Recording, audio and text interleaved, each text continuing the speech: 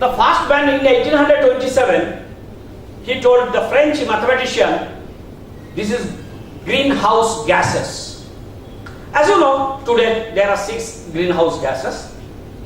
In the year 1896, Savante Arrhenius, next please, the man like that, the first.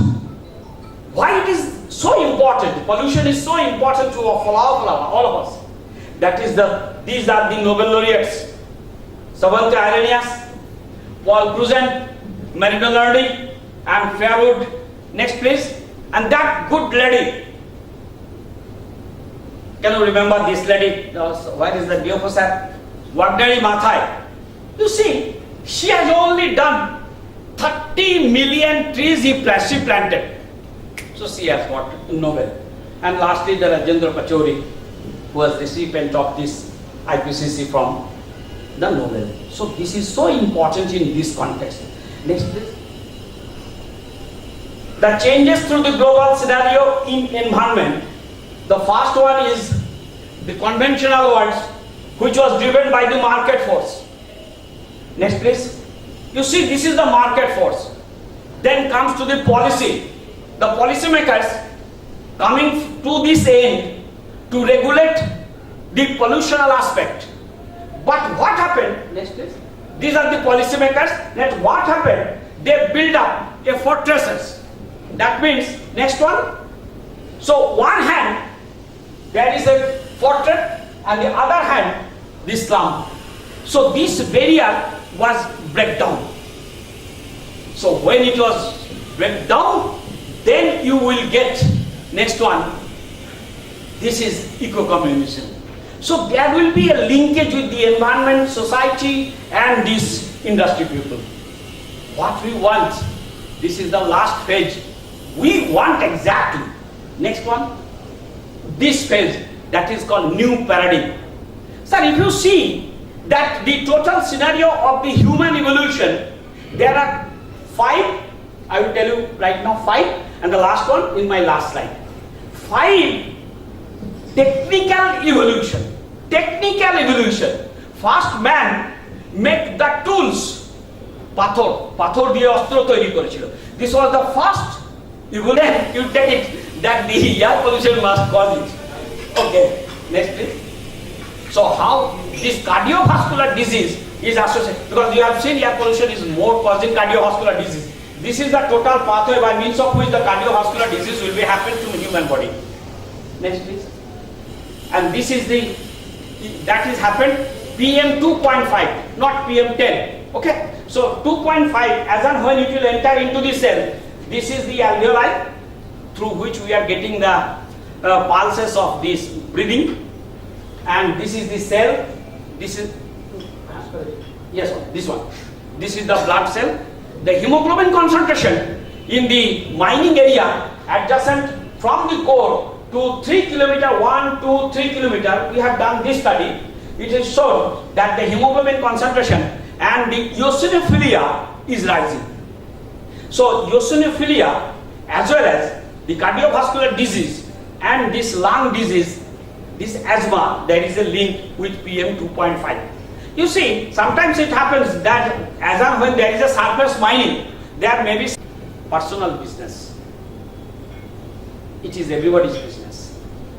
The bureaucrats, the you people and we people cannot get rid of that.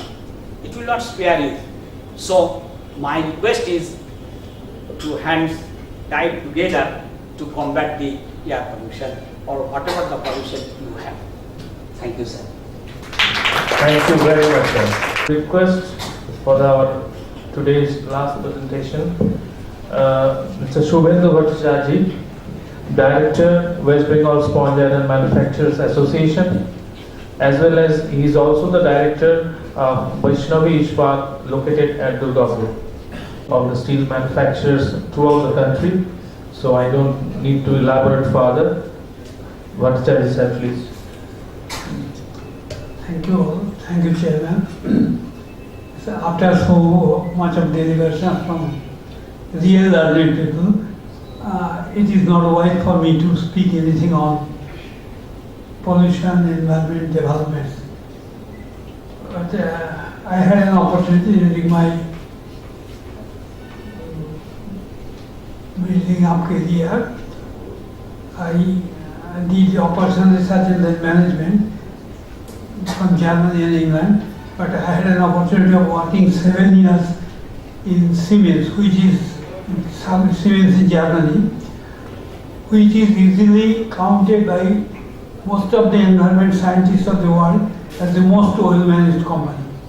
They had, I still can remember, 36 departmental heads only for environment.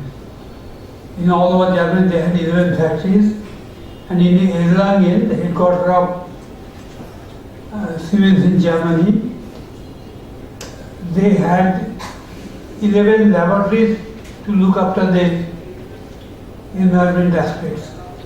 So it is, for me, I have not worked much about on the environment, but I have seen what is the practical work. In India, I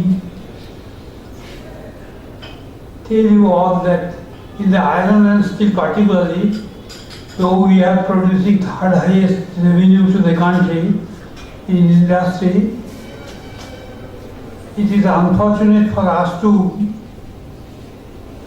tell that even the Tata Steel, the best managed steel manufacturing unit of the country, we spend only 0.43% of the turnover of Tata company for research and development.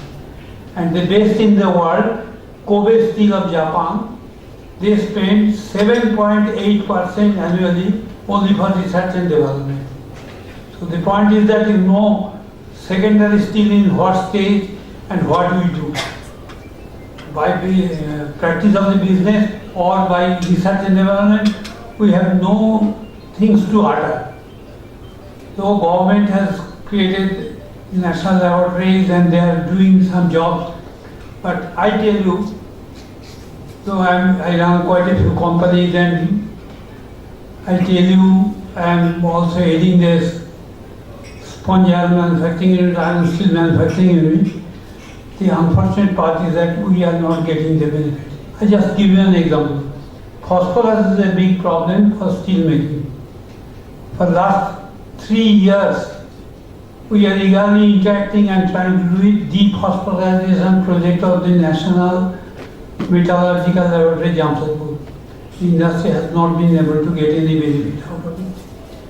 The point is that still we are surviving because it is a country called India, and here we are surviving because of the government's change of policy and sincere effort to improve the environment. I just give you one or two. When sponge iron came to West Bengal, more or less in India, in the year 2000, the ppm level was 300. It came down to 100 at 2008. And after 2015-16, it has come down more or less, we are accepted as 50. Today, after installation of the online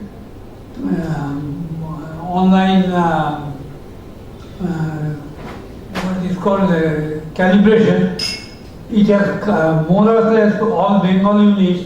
I have seen in my own eyes as I am a member of the National Task Force of Environment in Steel, in the CPCB, this has come down to 20 to 40, most of the companies, which Mr. Polzan is present here, he can tell you this is quite good.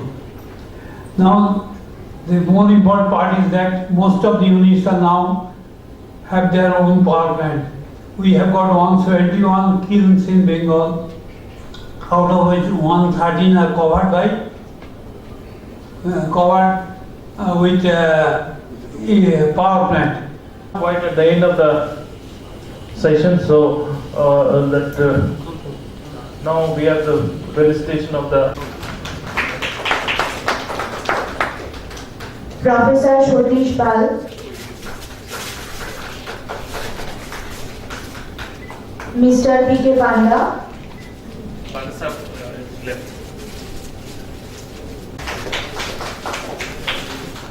and Mr. Shubhendu Bhattacharjee. Now may I request Ms. Angona Gupura Chaudhary, London Poster.